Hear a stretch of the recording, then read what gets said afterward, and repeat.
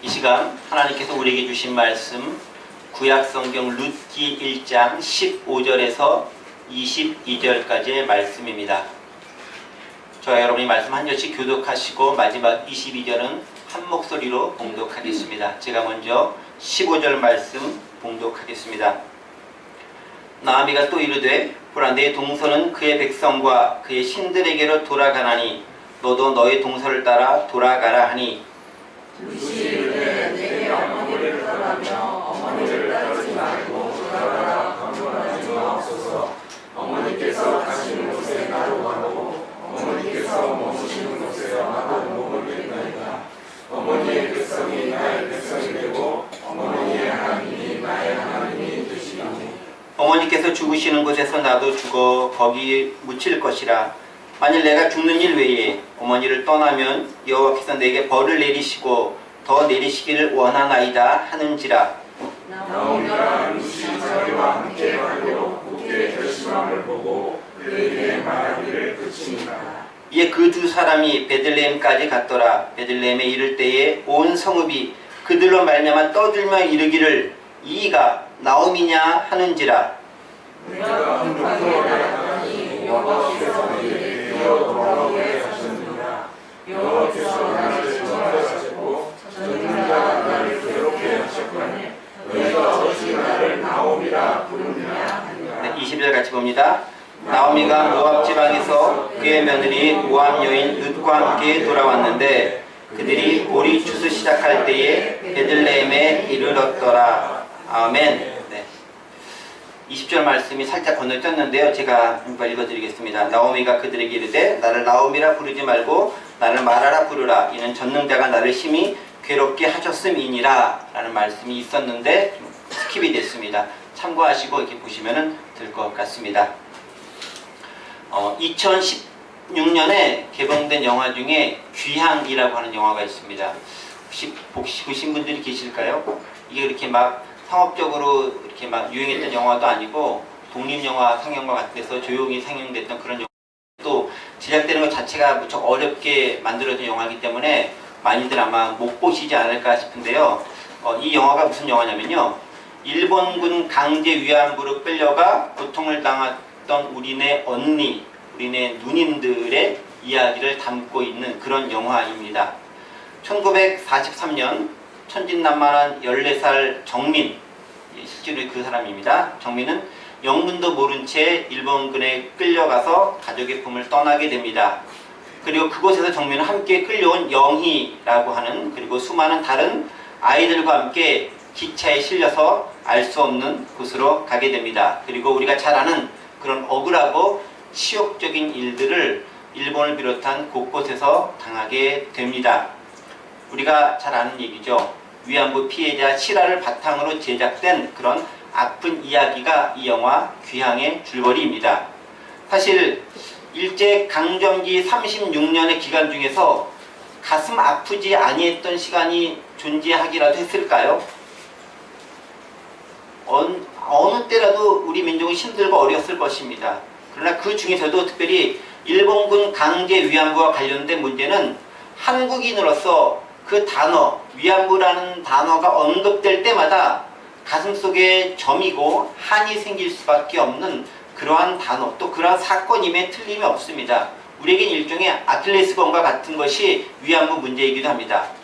여전히 일본의 아베 정권을 비롯한 보수 우익들은 이런 문제에 대해서 이미 예전 정부가 끝난 거 아니냐, 우리는 대가 다 치렀다, 우리한테 10억 불 다 끝냈다 라고 이야기하면서 마무리했다라고 책임이 없다라고 하고 있지만, 정작 피해 당사자들 입장에서는 한마디의 사과도 한마디의 위로도 받지 못한 채 그저 그렇게 마무리했다는 후식에 더욱더 가슴이 메이고 힘들어지고 억울함이 더해갈 것이라고 생각이 됩니다. 더 큰 문제는 이제 그분들 중 상당수가 이제는 생을 마감해야 될 때가 다가오고 있다는, 바로 그 점에 있다는 것이죠.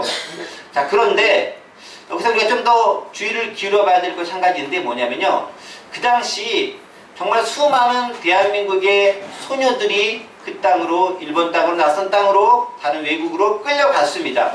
그런데 기록상 돌아온 사람들은 240명밖에 되지 않습니다. 240명밖에 끌려간 게 게 아니라 얼마나 많은 사람이 끌려갈지도 모르게 수만 명이 끌려가고 10만 명 정도가 더 넘는다고 하는데 끌려갔는데 돌아온 사람은 240명밖에 없다라는 거예요. 그리고 현재 2019년 1월 기준으로 23분만이 생존해 계십니다. 연세가 많으시기에 조만간 그분들도 몇 년 안에 곧 사라질 것으로 생각됩니다. 자, 그렇다면 정말 셀 수 없이 많은 이 땅의 소녀들이 낯선 땅에 강제로 끌려갔지만 그들은 왜 이 땅에 돌아오지 못했을까요? 수많은 사람들이 나갔지만 정작 돌아온 사람은 왜 기록상 240명밖에 되지 않았을까요? 수많은 소녀들은 모두 어디로 간 것일까요? 강제로 끌려간 여성 중 많은 수는 아마 그곳에서 죽임을 당했을 수도 있습니다. 자살했을 수도 있고요. 또 많은 수는 실종했을 수도 있습니다. 때문에 그들은 그 존재조차 그냥 잊혀져 버린 그런 무리들도 상당히 많을 것이라 생각됩니다. 그러나 많은 사람도 여전히 살아남았겠지요. 전쟁이 43년에 끌려가고 45년 전쟁이 끝났으니까 2년의 기간 동안 살아남았던 사람들은 여전히 살아있겠죠. 그렇다면 살아있는 수많은 그 여성들은 도대체 어디에 있느냐라는 거예요. 다른 데서 어디로 갔을까요? 그들은 왜 단지 240명만 한국으로 돌아와야 했을까요? 나머지는 어디 있을까요?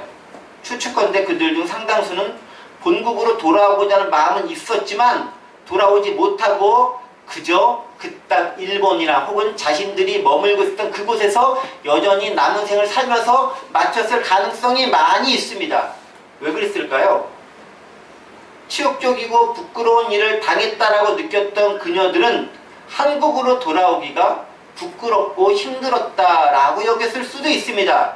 또 혹 돌아온 사람이 있다 할지라도 이게 뭐 드러내고 자랑할 만한 일이라고 생각하면서 아무한테도 얘기하지 않고 그냥 조용히 있으면서 그 기록상 240명의 명단에 자신의 이름을 올리지 않은 그런 여인들이 있었을 수도 있습니다.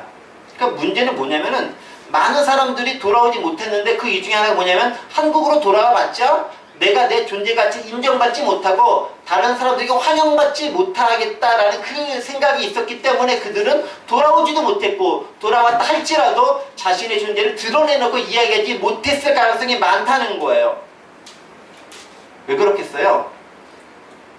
우리 한국 사회의 모습이 우리 사회가 그들을 품어주고 보듬어주고 안아줄 만한 그런 역량이 그런 바탕이 되어져 있지 않기 때문에 그렇다라는 거죠. 그녀들은 상처를 안고 시대를 살아왔던 사람들입니다. 원에서 갔던 사람이 누가 있겠어요? 다 끌려가는 거 아니겠습니까? 그렇게 상처를 안고 있던 사람들이기 때문에 돌아오려고 했지만 사람들 자체에 대한 막연한 두려움도 있었을 것이고 누군가를 신뢰하고 믿는다라는 것 자체가 너무나 어려웠을 거예요. 그럼 그들은 당당하게 복귀하지 못합니다. 누군가가 친절하고 사랑하는 마음으로 데려오고 배려하고 보듬어주고 아껴주고 이렇게 감싸준다면 모를까 그렇게 한다 할지라도 많은 사람이 못 돌아왔을 텐데 그렇지도 않은 문화와 사회적 여건 가운데서 그들이 귀국을 한다? 쉽지 않은 일이다라는 거예요. 그들에게 있어서 돌아갈 고향은 존재하지 않는 것과 매 한 가지인 거예요. 내 고향은 끝났다. 나는 고향이 없는 사람이다 라고 여기면서 그냥 있는 그곳에서 조용히 살다가 생을 마감했을 가능성이 많습니다. 근데요, 더 안타까운 건 뭐냐면은 한국 사회가 과거에 그런 적이 또 많이 있었다라는 거예요. 정확히 얘기하면 그런 사람들에서 무시하고 애써서 신경조차 쓰지 않고 받아들이지 않고 그들을 그냥 없는 것처럼 여기고자 했던 경우가 많았다라는 거죠. 그리고 거부했다라는 겁니다. 그녀들의 잘못이라고 여겨서 그들을 받아들이지 않은 겁니다. 때문에 그들은 한국으로 돌아오기를 포기했습니다. 이런 과거 경험이 언제가 있습니까? 예를 들면 우리나라에 임진왜란이나 병자호란과 같은 그런 큰 사건이 일어난 적이 있습니다. 그런 난을 맞이해서 많은 조선의 여인들이 본인의 의지와는 다르게 이국 땅으로 끌려가야 됐습니다. 그리고 전쟁이 끝나자 그들은 조선 땅으로 귀국을 해야 됐는데 사람들을 그들을 뭐라고 불렀냐면 환향녀라고 불렀습니다. 네. 고향으로 돌아온 여인들이라는 의미로 환향여라고 붙였습니다. 그런데 돌아오긴 돌아오지만 이국 땅에 가서 뭔 일을 당했을지 모른다라고 생각할 때 많은 사람들이 그들을 받아들이지 않은 거예요. 그러니까 조정에서는 어떻습니까? 이 환향여들이 창피해서 스스로 목숨을 끊거나 집에 돌아가기를 두려워할까봐 홍제동 개울가에서 몸을 씻도록 배려를 해줬습니다. 그리고 그것으로 거기서 씻은 사람들은 이제 깨끗하니까 다 받아들여라 라고 사람들에게 명을 내렸지만 그 명이 그대로 그 당시 양반 사회 가운데 서민들에게 받아들여졌습니까? 그렇지 않은 거잖아요. 많은 사람들이 받아들이지 않았고 여인들은 돌아왔지만 내 아내로, 내 부인으로, 내 어머니로, 내 딸로 받아들이지 않은 거예요. 그들은 그렇게 거부되었고 그들은 또 다시 비극적인 삶을 살아갈 수밖에 없게 되었습니다. 두 번에 걸쳐 상처를 받은 거죠. 금이 환향까지는 아니라 할지라도 어렵고 힘든 삶을 살았던 그들을 따스한 마음으로 품어 주었더라면 좋았을 것인데 당시 사회는 그들을 받아들일 만한 충분한 여력과 준비가 되어져 있지 않았습니다. 그리고 결국 환향여라는 말은 제가 입에 담기 좀 그렇지만은 환양년이라고 하는 아주 비속어로 사용되게 돼서 못된 의미로 지닌 그런 어휘가 바뀌게 되었습니다. 자, 좀 길게 제가 강제 위안부 얘기에 언급해서 이 얘기를 꺼낸 것은 뭐냐면 오늘 본문에서 나오는 나오미와 룬 역시 본국으로 돌아가는 여인들이었다는. 그런데 성공해서 큰 부를 이루어서 사회적 지위를 가지고 그렇게 돌아가는 것이 아니라 정말 비참한 처지 가운데서 가진 거 다 잃고 떠나고 이국 땅에 살아가 정말 여인 둘만, 그것도 나오미 입장에서는 이방인 여인 룻을 이끌고 본국으로 돌아가야 됐는데 그 돌아가는 그곳에서 많은 사람들이 환영해주고 보듬어주고 애써주고 감싸주고 그런 모습을 보였느냐, 그 부분에서 우리가 한번 의문을 제기해보고자 싶어서 이 말씀을 드렸습니다. 사람들의 반응은 별로 그렇게 우호적이거나 그들을 기쁨으로 그들을 감사하며 받아주지 않았다라는 겁니다. 이제 말씀을 통해 이것도 조금 더 생각해보고 우리 시대에 존재하는 돌아온 자들, 떠났다가 돌아와야 되는 자들, 그것이 신앙적인 것이 되었던 사회적 부정이 되었던 어떤 다른 곳에 나갔다가 돌아오는 아픈 마음을 가지고 돌아오는 그런 모습이 되었든 간에 그들을 우리가 어떻게 받아들여주고 보듬어줘야 되는지를 한번 생각해보자라는 것입니다. 본질적으로 그 이야기를 들어가기 전에 지난 시간에 걸쳐서 몇 번 이야기했던 것도 잠시 언급하면서 좀 말씀을 좀 이어가도록 하겠습니다. 자, 나오미는 여러 차례에 걸쳐서 며느리들에게 이야기합니다. 뭐라고 얘기하죠? 너희 본국으로 돌아가라, 돌아가라, 돌아가라 라고 이야기합니다. 오늘 본문 아니면 8절에 의하면 어머니 집으로 돌아가라, go back your mother's home 이라고 얘기하기도 하고요. 또 12절부터 14절을 보면은 너의 길로 돌아가라 라고 얘기합니다. return home 이라고 얘기합니다. 돌아가라 라고 얘기합니다. 그리고 오늘 본문 15절에서 마지막으로 나오미가 한 번 더 룻에게 얘기합니다. 15절 보면은 이렇게 기록되어 있죠. 나오미가 또 이르되 보라 네 동서 오르바는 그의 백성과 그의 신들에게로 돌아가니 너도 너의 동서를 따라 돌아가라고 이야기합니다. 돌아가라, 돌아가라. 그런데 어디로 돌아가라고 얘기하죠? 너의 동서를 따라서 어디에게로? 그의 백성과 그의 신들에게로 돌아가라고 얘기합니다. 자, 그러니까 나오미는 세 번에 걸쳐서 며느리들에게 돌아가라고 권고하는데 각자 다른 각도로 그들에게 돌아갈 것을 언급하는 거예요. 첫 번째 8절에서는 돌아가긴 돌아가는데 너의 어머니 집으로 돌아가라라고 얘기합니다. 그 어머니 집이라는 건 지난번에 말씀드렸듯이 그녀들이 재혼해서 새로운 가족을 꾸며라 라는 의미를 가지고 있다라고 말씀드렸습니다. 그렇게 돌아가라고 얘기합니다. 그 다음에 그렇게도 안 가겠다라고 하자 이제 두 번째는 뭐라고 얘기하냐면은 너의 길을 가라, 니네 땅에 머물러 있어라, return home 라고 얘기합니다. 너의 길을 가라라, 나의 길과 너의 길을 다니까 너의 길을 가라라고 얘기합니다. 그게 너에게 유익하다라고 얘기해서 돌려보냅니다. 그러니까 오르바는 그렇게 하겠다라고 돌아가 버리고 룻은 남게 되는 거죠. 그러자 마지막으로 한 번 더 룻에게 또 이야기합니다.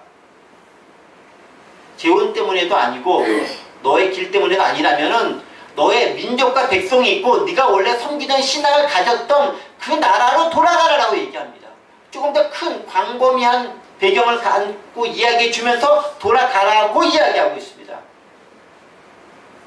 그러면서 결국 룻은 한결같이 나오미에게 뭐라고 얘기합니까? 나는 어머니를 따르겠습니다 라고 얘기합니다.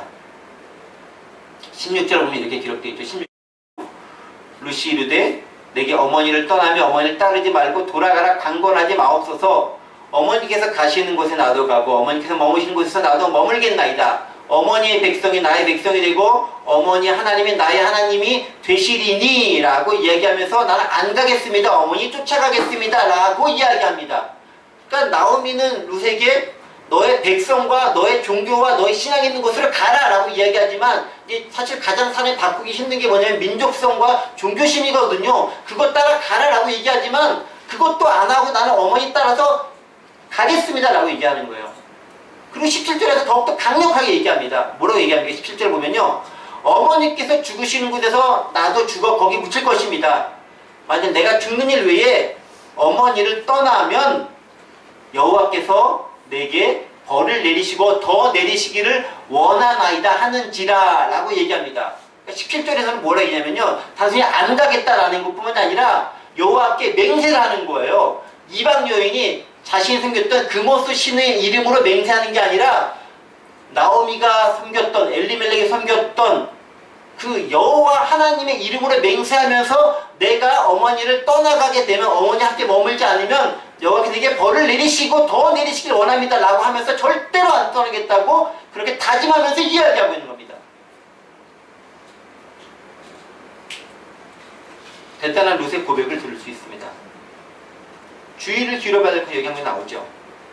룻의 이런 고백은요, 단지 어머니와 함께 하겠다라는 그런 의지적인 표현을 넘어서서 어머니가 인간적으로 좋기 때문에 함께 하겠다라는 것을 넘어서 어디까지 나가면은 내가 개종을 하겠습니다라는 것까지 나가는 거예요. 종교를 바꾸는 게 얼마나 힘듭니까? 그러니까 민족을 바꾸고 종교를 바꾸고 요새는 뭐 그것이 너무나도 쉽게 막 이렇게 뭐 병역 문제 때문에 국적 바꾸고 뭐 이렇게 뭐 편리 때문에 종교를 바꾸고 이런 시대 가운데 있을지 모르겠지만 그 당시에는 민족과 국가가 일치되는 민족과 국가와 종교가 일치된 그런 시대였다라는 거죠. 그런데 뭔가를 바꾼다라는 것은 완전히 내가 이전까지 삶을 버리고 나는 완전히 버려지는 그 삶 가운데 내가 처하겠다라는 것을 의미하는 겁니다. 그런데 지금 룻은 뭘 얘기하냐면은 내 민족 버리겠습니다. 내 종교 버리겠습니다. 그리고 어머니를 따라서 내가 여호와 하나님 향한 신앙으로 돌이키고 내가 개종하겠습니다 라고 이야기하는 거예요. 그리고 아예 하나님의 이름을 맹세하면서 내가 절대로 돌아가지 않겠다라고 얘기합니다. 그러면 종교 바꾸는 게 쉬워요, 어려워요? 여기 계신 분들은 별로 바꿔보신 분들이 없으시기 때문에 그냥 뭐 그냥 그렇게 얘기할지 모르겠지만 이게 무척 어려운 거예요. 하다못해 교회를 이 교회에서 저기 옮기는 것도 무척 어려운 거예요. 내가 다니던 공동체에서 다른 곳에 간다는 것도 엄청 힘든 것인데 그것을 떠나서 종교를 바꾼다 이거는 삶을 부인하는 거잖아요. 내가 지금까지 믿어왔던 신뢰와 신앙에 대한 것을 저버리는 거잖아요. 그게 무척 힘든 거예요. 그럼에도 불구하고 룻은 그렇게 했다는 거예요. 왜 그게 가능했겠느냐라는 거죠. 무엇이 룻으로 하여금 나오미를 따라서 모압이 섬기던 금오스를 버리고 나오미와 엘리멜렉이 섬겼던 여호와 하나님 향한 신앙으로 돌이키게 만들었을까 하는 점입니다. 뭐겠어요? 우리가 계속 쭉 몇 주간 살펴봤죠? 우리는 나오미와 룻과 오르바가 얼마나 친근감 있고 아름다운 관계성 가운데 있었는지 시어머니와 며느리지만 그 이상의 관계를 그들이 만들어 갔는지를 우리는 충분히 살펴보았습니다. 지금 뭐냐면 바로 그것이 있었다는 거죠. 그러니까 종교적인 문제 분명히 있었겠지만 그 이전에 그 나오미와 룻, 나오미와 오르바의 그 관계성이 얼마나 끈끈하고 아름답고 멋지고 훌륭하고 정말 친밀한 관계성이 있었는지를 우리가 발견할 수 있다는 거예요. 뭐예요? 나오미가 보여준 삶의 모습이 그 안에 들어가 있다는 거예요. 오늘 본문을 통해서 그것을 직접적으로 끄집어내기 쉽지 않지만 지난 시간에 몇 시간 전에 말씀드린 그 흐름과 맥락을 살펴본다면 나오미 그의 모습이 룻으로 하여금 나는 어머니 따라서 내 종교를 바꾸어서 살만해. 충분히 그래도 후회하지 않아. 이것이 오히려 더 귀하고 아름다운 것이야라고 고백할 만큼 그런 은혜와 그런 감동이 그에게 밀려왔다라는 거예요. 룻이 보기에 그냥 나 혼자 여기서 남아서 모압 땅에 그 모습을 숨겨 사는 것보다 다 버리고 어머니 나오미를 따라서 저 땅에 가서 다른 신, 그 다른 신에게 여호와 하나님이죠. 신을 섬기는 게 훨씬 낫다라고 판단을 했다라는 거예요. 뭘 보고 판단했겠어요? 룻이 판단할 수 있는 것은 뭐냐면은 나오미 가족밖에 없는 거예요. 모압 땅 그 땅 가운데서 여호와 하나님 신을 가지고 있던 그 집안. 근데 그 집안의 삶의 모습이 사실 이렇게 막 풍요롭고 잘 나가고 그런 삶의 모습도 아니었잖아요. 주로 망해가는 거였잖아요. 그렇잖아요. 딱 갔는데 모압 땅 갔는데 남편 주고 아들들 둘 주고 그리고 또 먹을 거 없어져가지고 지금 굶고 있으니까 다시 한번 베들레헴 땅으로 먹을 거 다 이주해야 돼. 사실 환경은 어려워져 가고 있어요. 그럼에도 불구하고 룻은 나오미를 따라서 쫓아가겠다라고 얘기하는 거예요. 왜 그렇겠어요? 그만큼 나오미가 보여줬던 환경과 삶에 굴하지 않고 가지고 있던 신앙적인 모습이 귀하고 아름다운 것을 발견했기 때문이라는 거예요. 본문에는 정확히 표현되어 있지 않지만 그것도 우리가 발견하고 볼 수 있는 눈이 있어야 되는 거예요. 우리가 누군가에게 복음을 전할 때 무엇을 전합니까? 종교적인 메시지를 가지고 교리를 가지고 전할 수도 있겠지만 그렇게 따라가는 사람이 별로 많지 않아요. 또 어떤 사람들은 예를 들면 C.S. 루이스라든가 이런 사람들은 지적인 회심을 해요. 아주 특이한 하나님께서 허락하신 몇몇 사람은 그렇게 회심도 해요. 근데 그런 특이한 사람들이죠. 주로 어떤 걸 합니까? 친구 따라 교회 가는 거고 친구 따라 신앙을 갖게 되는 거예요. 그 사람의 인격을 보고 삶을 보고 감탄에 따라서 그 사람이 섬기는 교회를 가고 그 사람의 신앙을 내가 받아들이는 거예요. 룻이 나오미의 그 모습을 보고 변하고 받아들인 거예요. 근데 우리가 복음을 전하는 게 물론 복음의 선포 자체가 위대한 능력이 있습니다. 선포하는 거 무척 중요합니다. 그 선포되는 걸 통해서 역사는 힘이 있습니다. 그러나 전해지는 많은 것들은 예수님을 잘 믿는 우리의 삶의 모습을 통해서 사람들이 변화를 보고 그 삶 때문에 신앙을 갖게 되는 거예요. 그게 중요하다는 거죠. 그럼 우리가 만나는 사람들이 우리가 무엇을 보여줄 수 있을 것인가 우리는 고민해 봐야 되는 거예요. 예수 잘 믿으세요 라고 얘기하는 한마디도 중요하지만 더 중요한 건 뭐냐면 그 말 안 하더라도 내가 얼마나 신실하고 신뢰할 만하고 저 사람이 환경이 저렇게 망해져 감에도 불구하고 굳건하게 여전히 붙잡고 있는 그 뭔가가 무엇일까가 감동이 주고 내가 내 감동을 다가오도록 만들어야 되는 거죠. 그게 있어야 복음이 전해지는 거예요. 그게 있어야 룻이 나오미를 따라서 가게 됐던 것처럼 누군가가 우리를 통해서 복음으로 들어갈 수 있게 된다. 우리가 그 모습을 보여야 돼요. 어디서? 여기서 보여야 되는 거죠. 멀리 갈 것 같고요.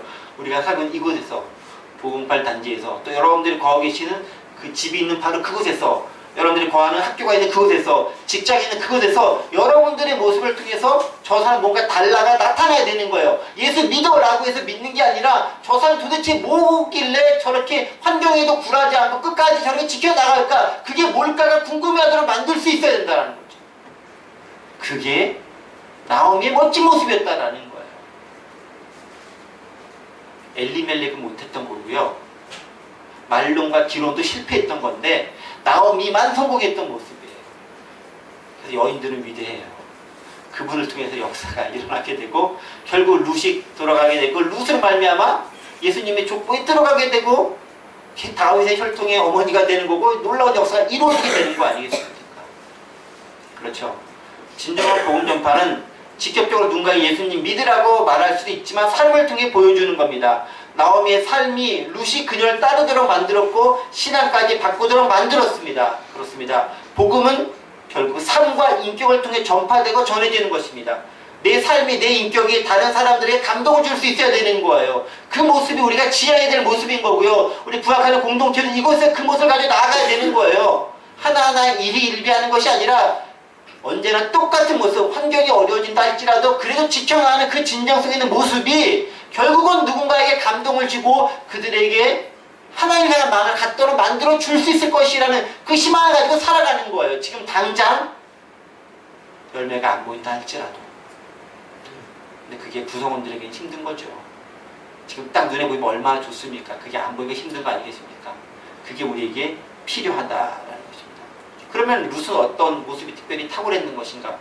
룻에게서 위대한 뭐냐면은 결단할 수 있는 용기다라는 거예요. 더 좋은 것을 딱 발견했으니까 난 그거 선택하고 내가 이전에 가졌던 걸 버릴 줄 아는 용기였다라는 거예요. 근데 이 모습은 예수님의 제자로 살아가서 반드시 필요한 또 다른 모습이게 돼요. 왜냐하면 예수님께서 제자들 딱 부릅니다. 베드로, 안드레, 야곱, 요한 이렇게 가다가 갈릴리 바닷가에서 그물 치고 있는 사람들이 부릅니다. 밑도 끝도 없이, 물론 그 전에 봤겠죠. 성경에 기록되진 않겠지만 보면서 얘기했겠죠. 나를 따라오라. 근데 그냥 오지 말고 다 버리고 따라오라 라고 얘기합니다. 뭘 믿고 따라갑니까? 근데 어떻게 합니까? 베드로와 안드로는 자기가 깃고 있던 금을 버리고 쫓아갑니다. 야고보와 요한은 선주였기 때문에 배도 버리고 쫓아갑니다. 다 버리고 쫓아가는 거죠. 이전 거는 딱 단전에 버리고 그냥 그쪽을 향해 쫓아가는 거예요. 결단과 용기가 있는 거예요. 그 결단과 용기가 있으니까 그들이 위대한 예수님의 제자가 되고 사도가 될 수 있었다라는 겁니다. 룻의 위대한 점이 거기 있는 거예요. 결단하고 나오미를 쫓아 나섰다라는 거예요. 그런 점에서 오르바가 참 안타깝고 아쉬운 거예요. 여전히 똑같이 아름답고 귀한 자매들이고 나오미가 가라졌을 때 안 가겠으면 말하고 남아있었지만 결국 마지막에 오르바는 합리적 선택을 하고 가게 됐잖아요. 그가 나쁜 선택을 했다는 것이 아니라 잘못했다는 것이 아니라 더 좋은 선택을 룻은 한 거잖아요. 그거보다는 하나님을 제대로 믿는 게 낫다라고 판단해서 떠나간 거잖아요. 물론 헷갈렸을지도 몰라요. 룻의 입장에서 어느 게 더 좋을까. 그런데 룻은 봐온 게 있어요. 뭘? 나오미를 통해서 저 어머니가 믿는 신이 얼마나 대단하게 탁월하기에 이렇게 환경이 어려워지고 힘들어지는 가운데서 여전히 믿음을 지키고 있구나. 그것이랑 나도 한번 내 인생에 걸만하다라고 느꼈기 때문에 그를 선택했다라는 거예요. 모험하는 사람에게, 결단하고 용기 있게 나아가는 사람에게 미래는 열려요. 제가 종종 만난 사람들에게 얘기합니다. 그래서 안정적인 걸 택하지 말고 모험을 좀 택해라. 역사는 그들을 통해 이루어진다라는 거예요. 안정적인 게 지금 현재 살아가긴 좋겠지만 오르바가 결국 택한 게 그거예요. 잘못됐다라는 것이 아니라 그 당시는 그것이 가장 적절하고 일반적인 모습일 수 있어요. 그런데 오르바는 거기서 끝인 거예요. 그러나 룻은 더 위대한 것을 택했기 때문에, 고생의 길을 택했기 때문에 힘들고 어려웠지만 그럼에도 불구하고 그는 새로운 반전의 세계로 나아갈 수 있었다라는 겁니다.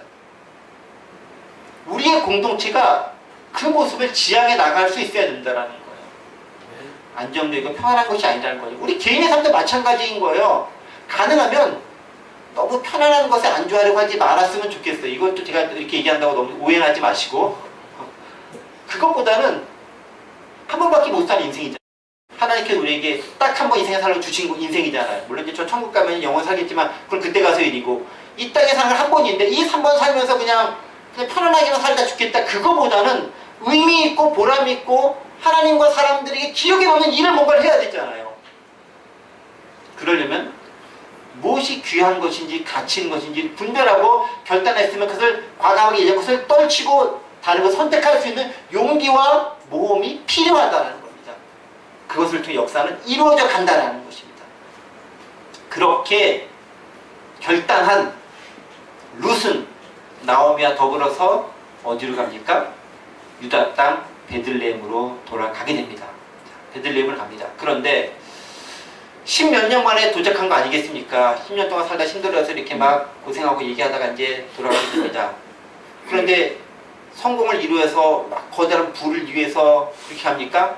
야곱이 큰 때를 이루어서 형 에서를 만난 거죠. 그렇게 큰 군대를 위해서 큰 무리를 이루어서 부자가 돼서 갑니까? 그게 아니잖아요. 있는 거 다 쫄딱 망하고 힘들고 어려워져서 어차피 먹을 걸 찾아서 그냥 그렇게 본국으로 돌아가는 거예요. 얼마나 모습이 초라하고 안타깝고 가련하고 좀 죄송한 말이지만 비참해 보이겠어요. 그 모습을 안고 타박타박 여인 둘이 모압 땅에서 베들레헴까지 오랜 기간 이동을 해서 들어갑니다. 자, 그런데 베들레헴 땅에 딱 그렇게 들어갔습니다. 귀향을 했습니다. 본향으로 들어갔습니다. 그럼 베들레헴에 있던 사람들이 그들을 어떻게 환영하고 받아들였을까요?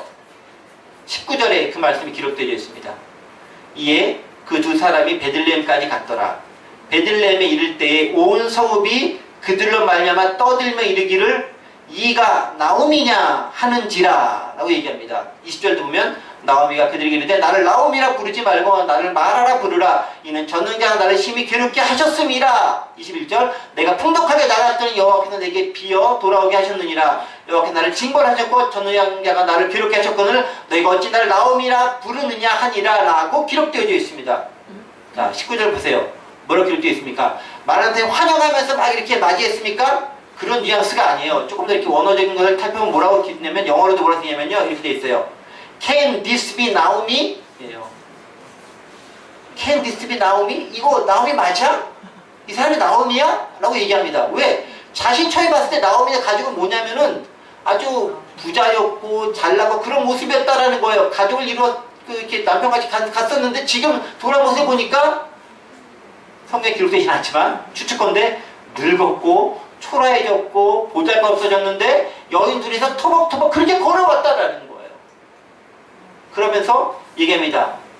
이가 나오미냐? 이거 이제 여러 가지 반응들이 섞여 있을 수 있어요. 어떻게? 놀라움의 표현이에요. 어떻게 나오미가 될 수 있죠? 다시 돌아올 수 있지? 그런 의문일 수도 있지만 또 이 안에 어떤 표현이 들어있냐면은 조롱에 섞인 표현도 들어있어요. 어떻게? 너 그렇게 뭔가 잘 이룰 것처럼 이렇게 떠나가도 여기 버리고 여기 힘들다고 그냥 저거 떠나가더니 성공할 것처럼 가더니 결국 더 망해가지고 돌아왔는데 거봐 꼴 좋다 라는 모습들이 이가 나오미냐라는 그 단어 속에 포함되어져 있는 거예요. 자, 그 말을 들었었을 때 나오미와 룻은 어떤 마음이었을까요? 누구는 뭐 큰 성공과 부를 이루어서 돌아가고 싶지 않았을까요? 우리나라가 처음에 1960년대, 70년대, 80년대까지도 산업화를 이루고 이렇게 성공하면서 많은 사람들이 도시로 나아갔습니다. 그렇게 나아갈 때 많은 사람들이 고향을 제대로 못 갔어요. 왜 못 간지 아십니까? 성공해서 차 몰고 가야 되는데 나는 여전히 눈물 흘리면서 빵을 먹고 있는 거예요. 그 모습이 너무나 힘들고 어렵더라라는 것입니다. 특별히 이제 연세가 좀 드신 분들은 그 시대를 기억할 거예요. 청혼의 꿈을 안고 도시로 나왔지만 생각했던 것만큼 일은 안 풀리고 힘들고 어려워서 다시 돌아가려고 하는데 차마 돌아가지 못하는 거예요. 왜? 내가 좀 떵떵거리 갔으면 좋겠는데 그렇게 해서 그렇게 나도 좀 이렇게 사람들이 베풀었으면 좋겠는데 그렇지 못할 형편 가운데 처한 거예요. 그러니까 가지도 못하고 그냥 거기 머물러 있는 거예요. 그렇게 머물러 있는 사람들이 빈민가 가운데 많이 여전히 있는 거예요. 지금도 창신동 골목에 영등포 골목 지금 막 재개발되고 막 했었지만 그런 곳에 저기 신림동 쪽에 저기 이렇게 그 난곡동 쪽에 지금 막 많이 바뀌긴 했지만 그런데 그렇게 살고 있는 거예요. 선거하고 가고 싶지만 가지 못한 많은 사람들이 똑같은 건 아니지만 위안부 문제도 마찬가지로 돌아가고 싶지만 나도 잘해서 가고 싶지만 못 가는 거예요. 그러니까 거기 그냥 머물러 있는 거예요. 그럼 우리에게 필요한 게 뭐겠어요? 이곳에 있는 사람 입장에서는 그들이 돌아왔었을 때 환영하고 받아줄 수 있는 넓은 마음 안에 있는 마음이 필요한 거예요. 여러분 근데 교회에서도요 그런 경우가 많이 있어요. 떠난 사람이 다시 오기가 참 쉽지 않은 분위기가 만들어지는 거예요. 또 사회적으로도 마찬가지예요. 어디 갔다가 돌아왔을 때 네가 뭔데 다시 와 이런 분위기가 성립되어져 있다는 거죠. 누군들 성공해서 누군들 잘해서 가고 싶은 마음 없겠습니까? 그러나 그것이 안 된다 할지라도 그들을 따뜻하게 맞아줄 수 있는 그게 고향이고 그게 가정이고 그게 집이고 그게 홈인 거잖아요. 그런데 홈의 역할을 못하면 어디로 갑니까? 야구에서 타자가 아다치고 나가 3배 돌다가 들어오는 게 홈이잖아요. 1루 2루 3루 홈으로 돌아와야 되는데 홈 돌아오지 마 하면 점수 못 내고 지는 거잖아요. 돌아올 곳이 있다는 것이 얼마나 우리에게 큰 위안과 안정을 주는지 몰라요. 평안을 주는지 몰라요. 돌아갈 곳이 없는 사람처럼 불행한 것이 없는 거예요. 여행이 행복한 이유는 뭐겠어요? 떠나갔다가 돌아올 집이 있기 때문에 행복하고 그 여행이 내가 좋은 거예요. 근데 돌아올 집이 없다? 이거 무척 힘든 거예요. 그래서 룻이 위대한 거예요. 그 집을 버리고 그냥 몸 걸고 떠나가 버린 거잖아요. 예전에 아브라함이 그랬잖아요. 갈대아우로 내팽개치고 떠나가 버린 거잖아요. 돌아올 집 없어 위대한 거죠. 힘든 걸 알면서 떠나갔기 때문에. 그렇지만 반대로 우리가 맞아줘야 될 사람들이라면은 돌아오는 사람들 얼마나 잘 맞아줄 수 있느냐, 품어줄 수 있느냐, 안아줄 수 있느냐 이것이 무척 중요하다라는 겁니다. 환영하는 사람들이 있다면 나오미는 훨씬 더 기쁨과 감사함으로 돌아갈 수 있었을 거예요. 오히려 니네 머물러 이렇게 얘기하지 않고 같이 가자 하면서 갔을 거예요. 왜? 내가 가면 많이 맞아주기 때문에 내가 가는 게 더 좋아라고 생각하기 때문에 그렇게 얘기했을 거야. 그런데 그게 안 되는 걸 나오미도 아니까 너는 그냥 있어. 나는 그냥 혼자 가더라도 나 혼자는 어떻게 살겠지. 나야 뭐 그냥 어떻게 그냥 목숨을 이렇게 삼내니까 걱정하지 마라고 얘기하면서 남겨두고 싶었던 게 나오미의 마음인 거예요. 환영하는 사람들이 제대로가 있었다고 한다면 그렇지 않았을 거라는 거죠. 오늘 우리들에게 적용시켜 봅니다. 우리 주변에 있던 사람 중에서 떠나갔던 사람이 다시 돌아오려고 할 때, 컴백하려고 할 때 우리 그들을 어떻게 받아줄 수 있을 것인가. 너무 막 환영해 이것도 사실은 바람직하지 않아요. 얼마나 부담스럽겠어요. 그렇다고 쌩하게 이렇게 딱 하고 이건 또 아닌 거죠. 그럼 뭐겠습니까? 그냥 오면서 잘했다 토닥토닥 거려줄 수 있는 그 정도. 그 사람이 왔었을 때 아무렴 이질감을 느끼지 않을 바로 그 정도. 너무 요란하지도 않고 너무 쌩하지도 않으면서 그냥 그렇게 편안하게 들어왔던, 언제라도 가면은 내가 머물 자리가 있다라고 느끼고 돌아올 수 있는 바로 그 분위기, 그것을 만들어주는 게 필요하다. 그게 교회가 해야 될 일인 거죠. 특별히 누구에게? 세상 가운데서 힘들고 아프고 절망 가운데서 어렵고 상처받은 많은 사람들이 위로받으러 왔는데 오히려 더 정죄만 받고 떠나. 그러면 안 되잖아요. 그들이 편하게 돌아올 수 있도록 그냥 왔는데 마치 계속 봐왔던 사람들은 그렇게 친근하게 대해줄 수 있는 그 모습, 그 무리들, 그 모양, 그 분위기, 그게 우리가 만들어가야 할 모습이라는 거죠. 비록 처음 본 사람이라 할지라도 그렇게 될 수 있는 모습들. 근데 그러기 위해서는 뭐냐면요, 공동체성이 만들어져야 되는데 우리끼리만의 공동체성이 아니라 열린 공동체성이 돼야 그게 가능한 거예요. 누구라도 왔었을 때 그를 받아줄 수 있는, 포용해 줄 수 있는 열린, 폐쇄적인 공동체성이 아니라 열린 공동체성이 필요한 거예요. 그래서 누구라도 오더라도 함께 동화될 수 있는, 함께 더불어 생활할 수 있는, 더불어 이야기할 수 있고, 더불어 밥 먹을 수 있고, 더불어 교제할 수 있는 그런 공동체성이 만들어져야 된다는 거죠. 그런데 나오미가 돌아갔던 유대 베들레헴 공동체는 별로 그렇지 못했어요. 이가 나오미냐? 라고 하면서 한편으로 너무 요란하게, 여기 딱 성경 19절 보면 뭐라면은 온 성이 떠들면서 이르렀다라고 얘기해요. 요란하게 했다는 거예요. 얼마나 부담스럽겠어요. 그러면서 막 이렇게 놀라면서 네가 나오미야? 막 이게 뭐 환영할 만한 것도 사실 아닌데 막 이렇게 요란하게 조롱이 섞여 있는 거죠. 그게 아니다.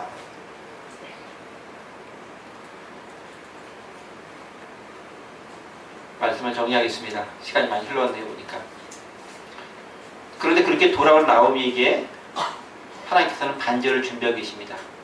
가장 밑바닥까지 떨어졌고 내가 더 이상 어떻게 할 수 없다 느껴진 그것에 반전이 22절부터 나옵니다. 제가 한번 읽겠습니다. 나오미가 모압 지방에서 그의 며느리 모압 여인 룻과 함께 돌아왔는데 그들이 보리 추수 시작할 때에 베들레헴에 이르렀더라. 보리 추수 시작할 때에, 시작이라는 단어가 나오죠. 추수라는 단어가 나오죠. 보리를 추수할 그때 새롭게 바뀌면서 하나님께서 새로운 계획을 준비하고 계십니다. 누군가가 돌아왔다면 하나님께서는 그를 통해서 새로운 분위기, 새로운 역사를 만들어 나가시고 준비하고 계신다라는 거예요. 그럼 우리가 누군가 돌아왔을 때 그를 말리거나 배척하면 되지 않은 거죠. 그들이 잘 들어올 수 있게 한다면 그를 통해서 새로운 것들이 창출되어질 수 있겠죠. 그래서 우리가 만들어갈 수 있는 공동체가 아름다운 공동체 아니겠습니까? 바로 그런 멋진 공동체, 아름다운 공동체, 열린 공동체, 더불어 함께 가는 공동체, 그런 모습을 만들어 나갈 수 있는 저와 여러분들 되시기를 간절히 원합니다. 기도합니다.